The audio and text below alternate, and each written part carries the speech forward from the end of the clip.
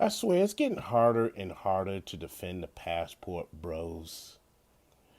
And I've been defending them since 2019 when the movement first came out on YouTube. But in 2023, it's getting harder and harder to put up a good defense for them. And the more you try to rationalize stupid and foolish actions, you end up looking stupid by default. So let me get to the subject matter at hand. Now, there was this passport bro that got stranded in a DR airport. Apparently, he missed his flight back to the States. And he went on YouTube and clicked on live and was asking his subs to cash app in $100 so he can pay the booking fee so he can get another flight back to the States. And I told one of my coworkers about it, and he was like, "Well, is this dude capping?" And I thought about it for a minute, and if he is capping, it wouldn't surprise me because these days, a lot of folks on these social media streets ain't above degrading themselves for clout, or if it puts money in their pockets, or more importantly, just attention and attention itself. Because let's face the facts, ladies and gentlemen, attention is the more powerful currency, not money. Money is just one of the items, but it's not the all for people like that. Attention is the currency here. So, do I think that this dude was capping? Nah, I think he was actually real. I think he was telling the truth that he was stuck out there. Now, since he was real about his circumstances, this brings the point another question. Why didn't he bring backup money there? Now, according to him and some other reports that I heard on YouTube, he was conducting a social experiment. But who conducts a social experiment in a third world country with just $700? I'm not sure what was going through this dude's head other than I'm doing this for clout. But to travel outside of the States with $700 to your name is just silly. To travel that far without any backup money or anything is just insane. The thing is with people like that, they don't understand the dangers in what they are doing because now we're in the age of dummies. We're in the age of when people just want to imitate other people and do silly things for clout. A lot of these guys that are claiming passport bros in the present day, this is what I'm noticing. I'm noticing that the new crop of passport bros, they are from TikTok. And when they came over to the YouTube side, they're unfamiliar with how things operate here. And more importantly, they're unfamiliar with the history of the passport bros. Now, some of them may not be familiar with the history, and some of them may be familiar with it, but don't care.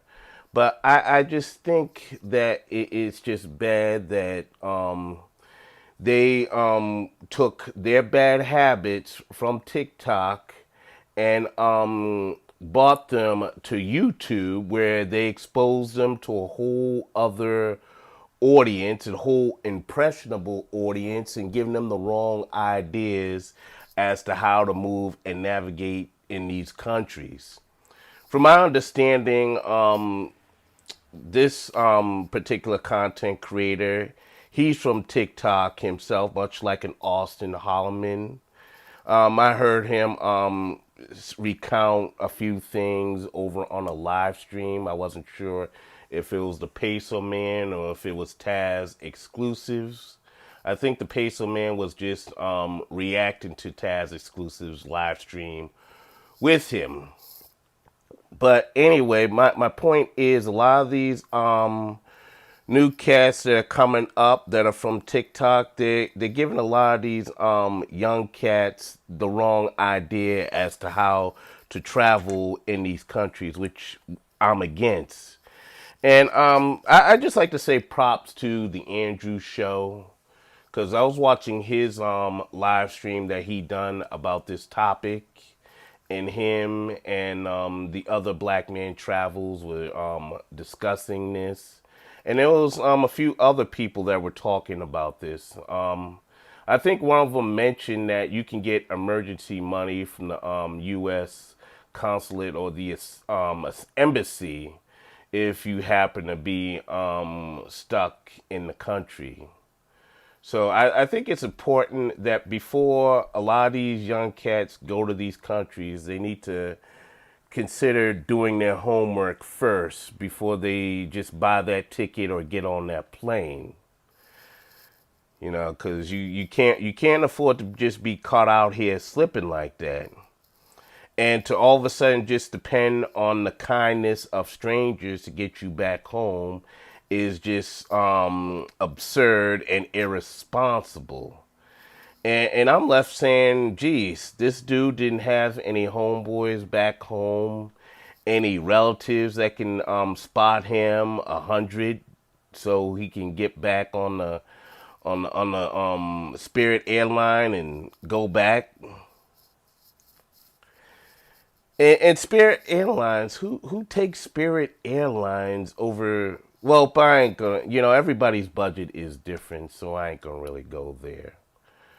But I hope some of you young folks out there that maybe subscribe to him are taking this as a teachable moment instead of just imitating this guy. You learn from this person's mistakes and do better, not do worse, because it seems like a lot of y'all are just continuing to do worse. And it seems that some of y'all are just going over to these countries with express intent of trolling passport bro critics and whatnot. I mean, I could go on and on for days about different clips that I see throughout my timeline with guys that are with women that may be a questionable repute or something, or may not be all that, but something. Your preference is your preference. I'm not gonna go there because I wouldn't want somebody to mess with my taste and my preferences. But I hope you all get the general idea of this. So I am going to end things right here. So audience, tell me what you think. Let me know in the comment box. This is Iron Will Media. And before you decide to drop a comment, I hope you really thoroughly listen to the video in its entirety, and not just listen but comprehend what's being said in the video before you comment. Comment responsibly, ladies and gentlemen. This is Iron Will Media.